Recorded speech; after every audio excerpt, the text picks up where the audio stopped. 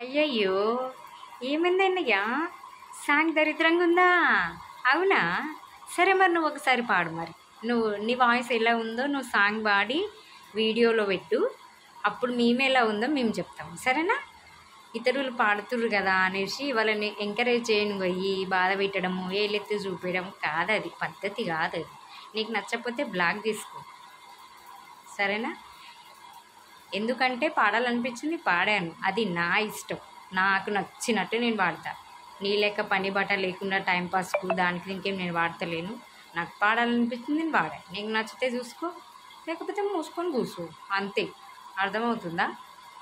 ఏదో నువ్వు నాకు లైక్ కొట్టి నాకు సపోర్ట్ చేస్తావని నా నమ్మకము కానీ, నాకు ఆశలు కానీ నాకు ఏమీ ఉండవు. నేను ఉన్న దాంట్లోనే సంతోషపడతా, వచ్చిన దాంట్లోనే తృప్తి పడతా. అర్థమవుతుందా? ఆయన ఎవరు కూడా మా వీడియోలకి ఎవరు కూడా లైక్ కొట్టరు. నాకు ఎవ్వరు కొట్టకున్నా అయ్యో లైక్ కొడతలేరు, సబ్స్క్రైబర్ అవుతలేదు, వ్యూస్ వస్తలేవు అనేసి నేనేమి ఏడుచుకుంటూ కూర్చోను.